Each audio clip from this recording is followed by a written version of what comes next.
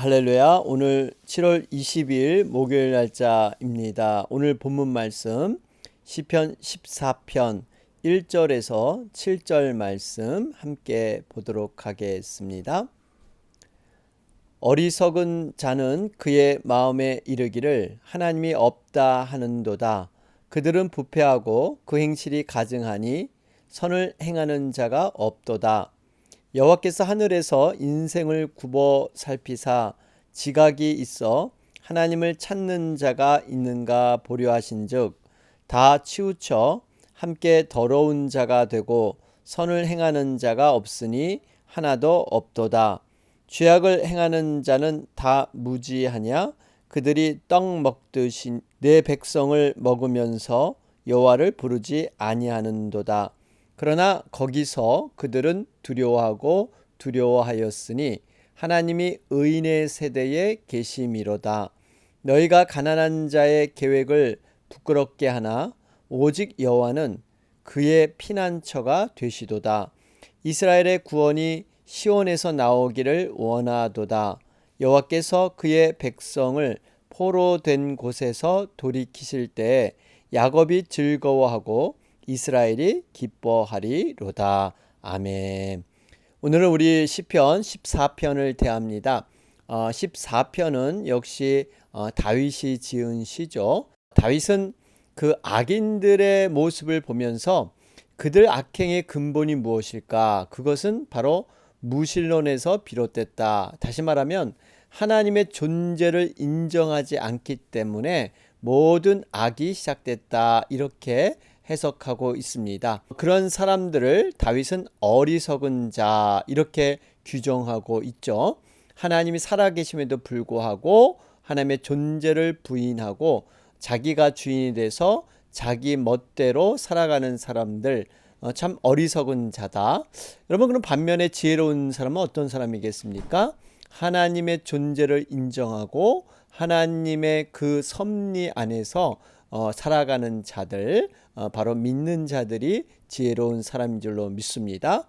오늘 이 14편의 내용은 시편 53편의 내용과 굉장히 비슷하면서 여러 가지 형식적으로 흡사한 점이 많이 있습니다.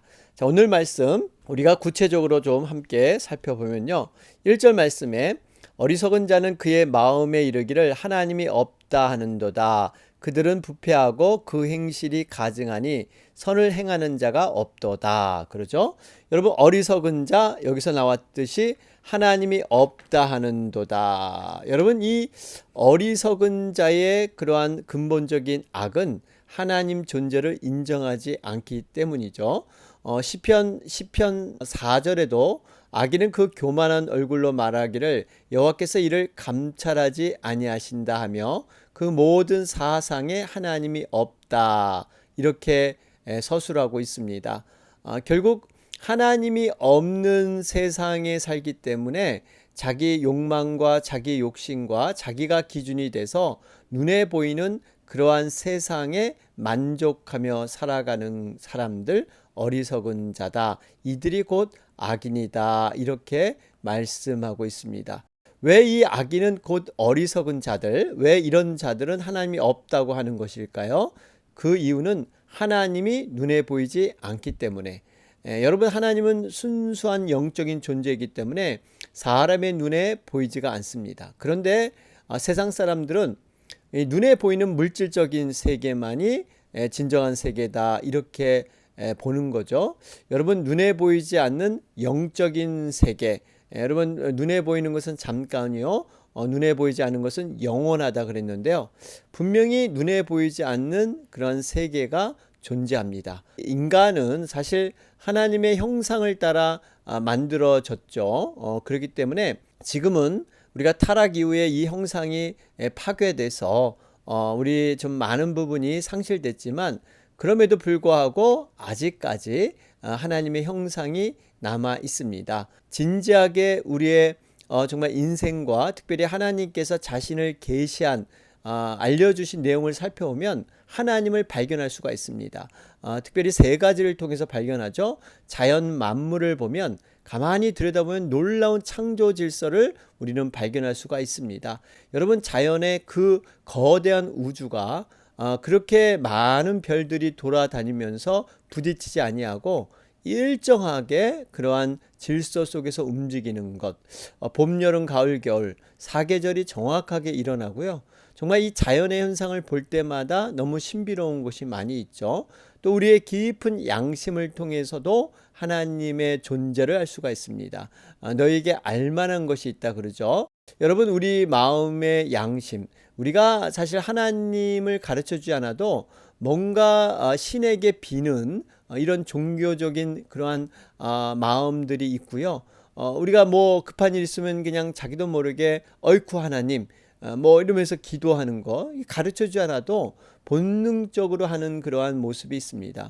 뿐만 아니라 하나님의 존재를 가장 잘 설명하고 있는 성경책이 있죠. 분명히 글로써 우리가 알 수 있도록 하나님은 계시해 놓으셨습니다. 이러한 말씀을 로마서 1장 19절부터 20절에 잘 기록해 놓았습니다. 하나님을 알만한 것이 저희 속에 보임이라 하나님께서 이를 저희에게 보이셨느니라. 창세로부터 그의 보이지 아니하는 것들 곧 그의 영원하신 능력과 신성이 그 만드신 만물에 분명히 보여 알게 되나니. 여기 보면 저희 속에 보임이라 우리의 양심을 얘기하고 있고요. 그 만드신 만물에 분명히 알게 됐다. 이 만물 바로 자연을 통해서 하나님께서는 반드시 자신의 솜씨만을 거기에 놓은 것이 아니라 하나님의 인격과 존재를 창조물 가운데 이렇게 숨겨 놓으셨습니다. 그래서 창조물을 우리가 가만히 연구하다 보면 하나님의 숨결 존재를 발견할 수 있는 것이죠. 우리 자신의 존재, 하나님의 형상을 닮은 존재인데 이 존재를 발견하지 못하게 되면요, 인생이 허무합니다. 왜냐하면 자기 자신의 존재에 대해서만 그렇게 중심으로 살아가기 때문에. 여러분, 우리의 인생 존재 자체가 허무한 것이죠. 왜냐하면 죽음이라는 것이 있기 때문에 아무리 진시황과 같은 부귀영화를 다 누리고 가지고 있어도 여러분 생명을 연장하지 못합니다. 결국 이 무상함을 느끼게 되죠. 그래서 실존주의 철학자들이 말하는 그러한 것이 이유 없이 우연히 이렇게 던져진 세계로 우리가 태어났다. 그리고 그저 동물적인 본능으로 살다가 살아가는 것. 그렇기 때문에 이게 허무하다. 그래서 이 니힐리즘이라 그러죠. 굉장히 허무주의에 빠져서 그렇게 살아가는 것. 여러분, 이것이 인생의 실체입니다. 사람들은 이렇게 인생을 보지만 우리에게는 영원한 하나님의 나라, 여러분 영원한 세상이 있기에 우리에겐 소망과 위로가 되는 줄로 믿습니다. 자, 그러면서 1절 말씀을 다시 한번 보면요. 인간은 선을 행할 능력이 없다는 겁니다. 전적인 부패한 타락한 존재가 바로 인간의 모습이에요. 1절에 보면 그들은 부패하고 그 행실이 가증하니 그러죠. 부패했다. 그러니까 마음이 부패하니까 행위 또한 여러분 이렇게 가증스럽게 악을 행할 수밖에 없습니다. 여기서 지금 그들이란 것은 결국 악을 행하는 악인들을 얘기하고 있죠. 그러나 여러분 사실 이 악인들뿐만 아니라 모든 인간은 사실 부패했습니다. 왜냐하면 인간은 다 죄 가운데 태어났기 때문이에요.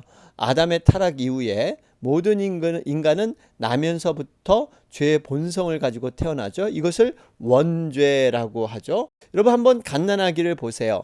갓난아이가 정말 이렇게 순진무구한 것 같지만 갓난아기에도 얼마나 마음속에 질투가 있고 미움이 있는지 모릅니다. 자기 동생이 태어나면요, 그 동생에게 부모님이 관심이 가고 사랑이 가면 이 잘 지냈던 그 착한 첫째 아이가 갑자기 돌변하죠. 그 사랑을 빼앗겼다고 생각해서 이렇게 비교하면서 질투하는데, 왜냐하면 그 사랑에 대한 자신이 빼앗겼다. 여러분, 이것은 누가 가르쳐 준 것도 아닙니다. 그런데 이렇게 그 원죄로 말미암아 타락한 그런 모습으로 말미암아 이런 일들이 일어나죠. 성경에도 분명히 우리 창세기 6장 이하를 보면 노아 대홍수 이전에 인간이 얼마나 타락한 삶을 살았는가, 그 타락한 본성을 볼 수가 있죠. 그 말씀에 이렇게 기록되어 있어요. 여호와께서 사람의 죄악이 세상의 관영함과 그 마음의 생각의 모든 계획이 항상 악할 뿐임을 보시고 땅 위에 사람 지으셨음을 한탄하사 마음에 근심하시고, 그래요. 그래서 인간을 지면에서 쓸어버리기로 작정하셔서 바로 노아 홍수를 내려 보내시죠. 여러분, 이것이 바로 인간의 타락한 본성입니다. 또 예레미야 17장 9절에 보면요, 만물보다 거짓되고 부패한 것이 인간의 마음이라. 여러분, 인간의 마음만큼 부패한 것이 없습니다. 이 아침에 생각 다르고 저녁에 또 마음이 다르고, 이렇게 조변 섞게 하고요, 5만 가지 생각을 다 갖고 있는 존재. 여러분, 이것이 인간의 모습입니다. 인간 안에는요, 선이라고 할 수 있는 것이 없습니다. 선을 행할래야 행할 수 없는 존재, 인간의 실상입니다. 여러분, 우리가 인간의 실상을 바로 알아야 내 자신을 먼저 바로 알고 깨달아야 거기서부터 문제가 해결되고 정말 이렇게 매였던 매듭이 풀리게 되는 것이죠. 우리는 어떻게 구원이 받습니까? 하나님의 은혜로 성령의 그 인도함을 통해서 심령이 거듭나야만 우리는 구원에 이르게 될 줄로 믿습니다. 우리가 1절 말씀을 통해서 또 깨닫는 것은요, 절대적인 선의 기준은 인간이 아니라 하나님께 있다는 것입니다. 1절에 보면 부패하고 그 행실이 가증하니 선을 행하는 자가 없도다, 그러죠. 여러분, 이렇게 부패한 사람에게서 선을 행할 수 있는 능력이 없습니다. 그렇기 때문에 정말 우리 안에는 선이 없다. 여러분, 그리고 믿지 않은 자도 선행을 하지 않습니까? 그들도 착한 일 많이 하는데요, 정말 우리보다 좋은 마음 가지고 있는 인격이 훌륭한 사람도 많이 있습니다. 예, 이렇게 얘기하실 분 있을지 모르겠습니다. 예, 맞습니다. 외형적으로 볼 때 정말 세상 사람들이요, 도덕적으로도 훌륭한 인격을 가진 분들이 많이 계십니다. 그런데 이 모든 것들은 상대적인 선입니다. 절대적인 선이 아니에요. 여러분, 도덕만 해도 각 나라마다 어떤 지역마다 지방마다 조금씩 다르다는 것이죠. 여러분, 어떻게 행동하느냐, 이러한 것들에 따라서 우리가 선이다 이렇게 말할 수 없다는 거예요. 여러분, 분명한 기준은 절대적이어야 되는 것이죠. 어떠한 상황과 어떠한 시대와 어떠한 그 조건을 떠나서 절대적으로 흔들리지 않는 그러한 기준, 여러분, 이 기준은 하나님밖에 없습니다. 선에 있어서 절대적인 기준은 여러분 하나님 한 분인 줄로 믿습니다. 그렇기 때문에 여러분, 선의 기준을 하나님 안에서 찾아야 돼요. 그래서 하나님을 알고 믿고 섬기는 것, 여러분, 이것이 우리 인생에서 가장 큰 선행이다라는 것을 볼 수가 있습니다. 여러분, 우리가 절대적인 선을 추구할 때 우리의 삶이 흔들리지 아니하고 온전히 세워져 가는 것이죠. 이러한 모습을 우리가 돌아보면서 2절 말씀을 보면, 여호와께서 하늘에서 인생을 굽어 살피사 지각이 있어 하나님을 찾는 자가 있는가 보려 하신즉, 그래요. 여러분, 여기 보면 정말 하나님께서 자신을 찾는 자가 있는지 찾으신다는 거예요. 굽어 살피면서 그것을 이렇게 찾아보신다는 거예요. 여러분, 그래서 우리가 신앙생활의 목적이 뭐냐? 다른 게 아닙니다. 하나님과 더 가까워지는 거예요. 하나님과의 친밀성, 서먹서먹한 관계가 아니라 하나님과 굉장히 가까이 느끼고 그분과 함께 대화하고 그분과 함께 동행하는 것. 여러분, 이것이 정말 깊은 영성의 그러한 신앙이 되는 줄로 믿습니다. 우리가 하나님과 친해지기 위해서는요, 하나님을 자주 만나야 합니다. 자주 연락하고 자주 대화를 나눠야 여러분 친해질 수 있지 않겠습니까? 그 만나는 방법이 뭡니까? 바로 기도인 줄로 믿습니다. 기도한다는 것은요, 영적으로 하나님을 만나고 하나님과 교제한다는 것입니다. 여러분, 하나님과 친해지면요, 많은 유익이 있죠. 세상에 정말 큰 권력자와 친해져도요, 많은 그러한 보이지 않는 혜택, 또 이렇게 여러 가지로 챙겨주는 이러한 도움들을 받을 수가 있습니다. 하물며 창조주이시고 우주 만물을 다스리시는 그 하나님과 친해진다면요, 우리가 정말 이 상상하지 못하는 그러한 도움, 인생의 정말 놀라운 일들을 우리는 경험하게 될 줄로 믿습니다. 그렇기 때문에 우리가 열심히 부지런히 정말 하나님과 친해지기 위해서 부단히 노력하는 것, 여러분 이것이 바로 기도 생활인 줄로 믿습니다. 그래서 이번 우리 30일 자녀를 위한 특별 기도, 여러분 이것도 참 하나님과 더욱더 친해지는 그러한 좋은 기회다라는 것을 알 수가 있습니다. 자, 그러면서 2절과 3절을 통해서 깨닫는 것은요, 하나님을 찾는 자가 있는가 보려 하신즉, 하나님을 찾는 자가 있는지 하나님을 살피셨는데 없다는 거예요. 3절에도 다 치우쳐 함께 더러운 자가 되고 선을 행하는 자가 없으니 하나도 없도다 그래요. 여러분 이 의미는 결국 스스로 하나님을 찾을 능력이 우리 인간에게는 없다는 거예요. 아무리 이렇게 찾아보려고 해도 여러분 그런 사람을 찾을 수 없다고 하나님은 말씀하셨는데, 이유가 이렇게 더러운 자가 되고 선을 행할 자가 없기 때문에 하나님을 우리 스스로 찾아 나선다, 이것은 도저히 있을 수 없다는 거예요. 왜냐하면 타락한 본성을 가지고 하나님을 알 수 있느냐? 없습니다. 여러분 이것은 어떻게 보면 인생에서 큰 절망이고 우리가 헤쳐나갈 수 없는 정말 수렁과 같은 이러한 모습이죠.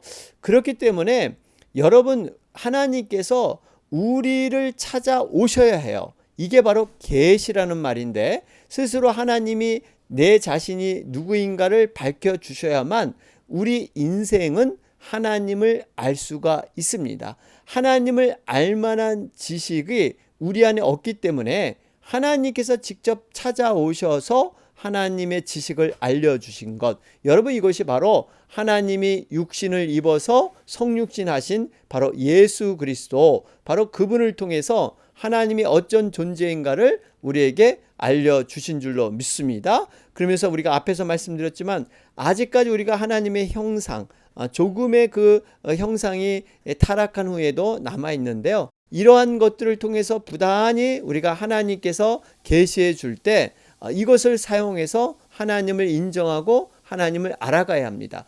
여러분 우리 안에 보면 영원함을 추구하죠. 어떤 예수를 통해서 나는 비록 육신이 죽지만 내가 남긴 작품을 통해서 자기의 혼과 어떤 정신을 남기고 싶은 것, 또 선을 행하게 되면요, 우리가 마음이 흐뭇합니다. 어떤 착한 일을 하면은 마음이 뿌듯하죠. 이 도덕적인 도덕성이 있고요. 또 이렇게 창조성이 있습니다. 우리는 어떠한 것을 잘 개발하고 디자인하고 뭔가를 잘 조합하기도 합니다. 이것은 다 하나님의 형상, 우리가 비록 타락해서 이것이 망가졌지만 존재하기 때문에 이렇게 하나님의 형상이 우리에게 남아있다는 거예요. 여러분 이러한 하나님의 형상을 잘 사용해서 하나님의 계시를 우리가 인정하고 나아가면요, 하나님을 조금 더 깊이 알고 만날 수 있다라는 것을 알 수가 있죠. 그러면서 4절 말씀을 보면 죄악을 행하는 자는 다 무지하냐, 그들이 떡 먹듯이 내 백성을 먹으면서 여호와를 부르지 아니하는도다. 여러분 여기서 떡 먹듯이 이 의미는요, 그냥 이렇게 떡을 뭐 우리식으로 간식이나 이 정도가 아니라 이 떡은요 주식을 얘기하고 있습니다. 그러니까 그들이 밥 먹듯이 이렇게 해석하는 것이 의미가 있죠. 그러니까 여러분 밥 먹듯이는 무슨 말입니까? 일상적으로 아무런 꺼리낌 없이 양심의 가치가 없이 죄를 지르는데 부끄러움도 느끼지 않습니다. 계속적으로 반복적으로 이렇게 죄를 짓는 모습, 이것이 밥 먹듯이 한다, 이렇게 기록하고 있죠. 그들은 정말 이 죄의식이 없습니다. 로마서 1장 28절 이하 말씀이죠. 하나님의 마음 두기를 싫어하고 하나님께서 저희를 그 상실한 마음대로 내어버려 두니까 합당치 못한 일을 했다 그러죠. 저희가 이 같은 일을 행하면서 사형에 해당한다고 알고 있지만 이것을 자기만 행하는 것이 아니라 또 다른 사람에게 정말 그 행위를 하게 하고 옳다 하느니라. 여러분 이것이 인간의 모습입니다. 이 죄의식이 전혀 없이 그 행위를, 근데 같이 행위를 이렇게 지게 되니까, 악을 행하니까 이것이 옳다, 서로 도와주고 인정하는 것, 여러분 이것이 인간의 악행의 모습이죠. 이렇게 되다 보면 반복적으로 죄를 지다 보면요, 화인 맞은 양심이 되죠. 불화살을 맞아서 양심이 다 타버리는 거, 무뎌지게 됩니다. 이렇게 되면 아무리 이 악행과 죄악을 이렇게 얘기해도 그것이 전혀 받아들이지 않는, 그래서 오히려 그들은 여기 보니까 내 백성을 먹으면서 여호와를 부르지 아니하는도다. 내 백성을 먹는다는 것은요, 이 핍박했다는 겁니다. 그러니까 믿는 자들을 핍박하면서 악행을 꺼리낌 없이 저지르는 모습, 이것이 바로 악인의 모습이다라는 것을 알 수가 있습니다. 그런데 그들이 이 악을 저지르면서 어떠한 마음인가, 어떠한 모습인가, 5절에 보면 그러나 거기서 그들은 두려워하였으니 하나님의 의인의 세대에 계심이로다. 그래요. 여러분, 이렇게 악을 저지른 사람 깊은 내면은요, 두려움이 있습니다. 그들은 하나님의 심판에 대해서, 영원한 지옥 형벌에 대해서 정말 이 말은 안 하지만 깊은 내면에는 두려움이 있다는 것입니다. 특별히 5절 말씀에 하나님이 의인의 세대에 계심이로다. 이 말은 무슨 말이냐면요, 하나님이 의인의 세대에 계신다는 것은 의인과 함께 하신다, 동행하신다, 이런 뜻이에요. 그러니까 하나님을 모르는 자는 두려움을 떨면서 이렇게 발을 뻗고 잠을 잘 수 없지만, 의인은 항상 하나님이 동행하기 때문에 안식, 정말 평안을 누리게 된다라는 것을 알 수가 있습니다. 여러분, 이 다윗을 한번 생각해 보세요. 다윗은 끊임없는 도망자로서 생명의 위협을 당했습니다. 그런데 다윗은 평안히 잠을 자며 생활할 수 있었던 것은 마음의 안식, 하나님이 주시는 평안을 누렸기 때문입니다. 그래서 다윗이 시편 4편 8절에 고백을 하죠. 내가 평안히 눕고 자기도 하리니 나를 안전히 거하게 하시는 이는 오직 여호와시니이다. 여러분, 다윗이 진짜 모든 일이 잘 되고 형통해서 이런 고백을 한 게 아니에요. 그는 여전히 도망자 신세로 쫓긴 가운데 있었지만 평안히 눕고 자고 이렇게 안전하게 거한다라고 확신한 것은요, 하나님에 대한 믿음, 하나님이 늘 동행하고 계시다는 것을 확신했기 때문에 이러한 고백을 할 수 있었던 것이죠. 자, 그러면서 이제 6절 말씀에 너희가 가난한 자의 계획을 부끄럽게 하나 오직 여호와는 그의 피난처가 되시도다. 그러죠? 여러분, 이렇게 가난한 자, 정말 어려운 자들, 이러한 자들 그들이 핍박하지만 오히려 하나님은 그들의 편에 계셔서 그들의 피난처가 되신다 말씀하고 있습니다. 자, 그러면서 결론적인 7절의 말씀이에요. 이스라엘의 구원이 시온에서 나오기를 원하도다. 여호와께서 그의 백성을 포로된 곳에서 돌이키실 때 야곱이 즐거워하고 이스라엘이 기뻐하리로다. 여러분, 지금 이 시온에서 나오기를 원하도다. 이 구원이 시온에서 나온다 그러죠. 여러분, 시온이라는 것은요, 예루살렘 남서쪽에 위치한 산입니다. 하나님이 거하시는 곳으로 생각을 하시면 됩니다. 안전과 구원, 또 보호와 이런 축복임을 상징하고 있죠. 그러니까 정말 이 구원이 바로 하나님으로부터 이렇게 나오고 있는데, 결국 이 구원함이 그의 백성 포로된 곳에서 돌이켜 야곱의 즐거움이 되고 이스라엘의 기쁨이 된다는 것입니다. 여러분, 이 의미는 하나님께서 반드시 성도들을 악인들에게서 구원하셔서 즐거운 날, 기쁜 날이 이르게 될 것이다. 그러니까 불의한 자들이 잠깐 고난을 주고 여러 가지 어려움을 주지만 그것은 영원한 것이 아니라 일시적인 것이고, 반드시 하나님의 백성 의인들은 기뻐하고 승리할 수 있다라는 것을 다윗은 확신하고 있습니다. 여러분, 다윗은 항상 그의 시의 마지막 결론의 부분은 하나님에 대한 확신, 하나님을 찬양하고 하나님 앞에 감사와 영광을 돌리는 것, 여러분, 이렇게 마무리가 되죠. 여러분, 이것이 바로 다윗의 진정한 믿음의 모습이다 하는 것을 우리는 알 수가 있습니다. 자, 오늘 말씀 정리해 보면 실존하시는 하나님, 가난한 자의 피난처라는 제목입니다. 오늘 목요일 날짜인데요. 오늘은 우리가 영혼들을 위해서 집중 중보기도 하는 날입니다. 주위에 정말 하나님을 모르고 방황하는 사람들, 또 실족한 사람들, 여러 가지 마음의 상처를 입은 사람들 위해서 여러분 간절히 기도해 주시기 바랍니다. 우리 이 시간 계속해서 우리 30일 자녀를 위한 중보기도 여러분 계속해서 기도해 주시기 바랍니다. 다 같이 기도드리겠습니다.